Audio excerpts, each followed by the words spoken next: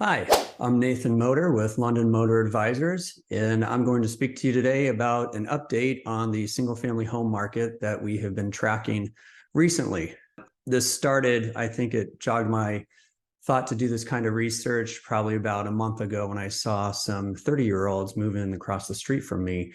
And I thought to myself, how can somebody afford to buy a house at the age of 30 in today's markets? It got me thinking. I did some research. So I'm going to share a couple slides here of just what's going on in the single family home market today. This first slide shows in the orange line the median sale price. And this line is not going to change in the next couple of slides that I'm going to go through. But you can see here that the median sale price, we were at about $1 million in middle of 2022.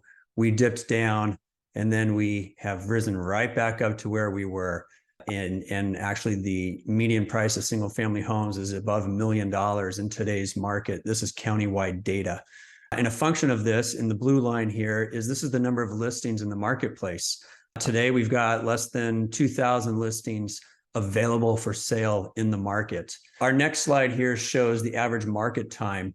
And what we see in the blue line is that early this year, with the interest rates really increasing as buyers and sellers put a pause on their activity, that's what really resulted in this decrease in single family home prices in the orange line. Since then, though, people have gotten off the sidelines. I think they've realized that rates have stabilized maybe at this 7% range, or they've realized that I still want to buy a house. It may not get any better. So I'm going to do what I can and scrape what I can or access what I can in order to buy a house. And what we've seen is now the average days on market has actually dropped. So there is activity happening in the marketplace. And this decrease in the average market time sitting on the market really has resulted in this increase of sale prices to an average of above $1 million. This next chart shows the year-over-year price change. As you can see, we were starting to decline in mid-2022. Since then, year over year, right now, we're at about 15%, depending on what market you're on in San Diego County, year over year change. So here's some interesting information that hasn't really been thought about before. This data in this slide shows the average down payment that people are bringing to the table. And we looked at a 2-year time period here. So I'm looking at second quarter of 21 compared to second quarter of 23. And this is for San Diego County single family homes. The average down payment in 21 was about $295,000. Today, 2 years later, people are putting down an average of $345,000. That's an extra $50,000 or another 17% of their own money coming to the table. Another interesting thing that we're seeing is a lot of cash sales. People are tapping into cash sales and the money that they have. So today, 29% of all sales countywide are all cash. I do want to point out that when I talk about the down payment here, this is for finance transaction. This does not count in the people that are paying all cash for homes. City of San Diego is on the right-hand side. It's pretty similar to the county. Today, people are putting down about $350,000 or an extra $25,000 in order to buy their house. Maybe 1 in 4 sales are all cash. The market looks quite different when we go to North County. North County has increased from about $400,000 being put down as a down payment to over $500,000 of a down payment. And in North County markets, more than 1 out of 3 sales are all cash. So what's happening is we've got this buyer market that have access to cash and most likely mom and dad or other inheritance that can allow them to put down a huge amount of down payment in order to get in their house and to pay down that mortgage or accept a lower mortgage in the first place with a huge down payment in order to afford that 7% interest rate. So if you're buying a $2 million home, but you're coming to the table with $1 million down payment, you only have to worry about a 7% interest rate on the $1 million. Now, yes, that's a really big number too, but it's going to the highest bidders at this point. This is another table that shows some select cities. I would call them the more affordable cities throughout the San Diego region. We've got Chula Vista, El Cajon, Escondido, La Mesa, and San Marcos. So on average, in these more affordable home markets, people used to be putting down about $184,000 2 years ago. Now they're putting over $200,000. And I would say 1 out of 5 transactions, or about 20%, 20% are for all cash. Now a couple comments about what this means for the housing market. First of all, I wouldn't expect housing prices to fall over the long term. We're not building homes anymore. We're not building single family homes. I think we've chopped about 8,000 units a year of new single family homes in the region. We're just not building anymore. Coupled with that, if you look nationwide, 80% of the mortgages are under 5%.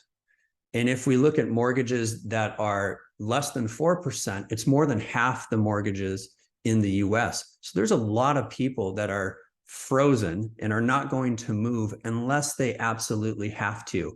And that's a reason why we're seeing these low listings, low number of listings. We're under 2,000 listings in San Diego, compared to, if we go back just a few years ago, we were having 7,000 or 8,000 listings. That's when interest rates were at that 3-4% range, or clicking up just a little bit. But now that we're at 7, people aren't going to move and list their home unless they have to. So that's putting some pressure on the housing market there. Basically, another factor that we're looking at is this high cost of housing is resulting in some significant social downsides. This doesn't bode well at all for social and cultural equity. We're really turning into a region of have and have nots. The people that are buying homes, or condos for that matter, they really have financial means. It's hard to fathom how to start saving for a $500,000 payment if you're starting from ground zero, let alone $200,000 is a lot of money as well. So, it's going to have a burden on this kind of social equity, cultural equity. How can we start to even the playing field? The answer is it's not a good formula that we're building right now. We have to add housing opportunities in order to make housing more affordable. So over the long term, what a lot of people are looking at here is the standard of living. Standard of living could be falling and is falling because housing costs is just sucking up that much more of your paycheck month to month, which leaves you less money to pay for other things. And this also falls over into lower fertility rates. So with fertility rates, if you are spending more on housing, or maybe you can't get into a house that can accommodate a family, then you're not going to decide to have children. And we have this now shrinking labor force. What the pundits are now looking at in the marketplace going into the next 30, 40, 50 years is we have a lot of Gen Xers, but mainly the baby boomers that are starting to retire, get out of the workforce. But we're not replacing them with any other younger generations because people are not having children, which begs the question, are we building our way into restricting fertility rates? State of California does their forecasts, and they forecast that people are not going to have children and the fertility rates are coming down, so we don't need to build as much housing. I disagree. I think we're not able to build the housing that people want and desire, which is resulting in higher housing costs, and people can't think about having 1 or 2 children because it's too expensive. So I think we're building our way there, and that's why we're seeing a lot of people leave the state of California. Since 2000, about 3.5 million people have left the state of California. Basically, that is the size of the city of Los Angeles, not the county, but the city of Los Angeles. We've basically lost that entire city to other regions because people cannot afford to live here. So in my opinion, I don't think current policy, I don't think current land use planning is a good recipe for long-term economic prosperity.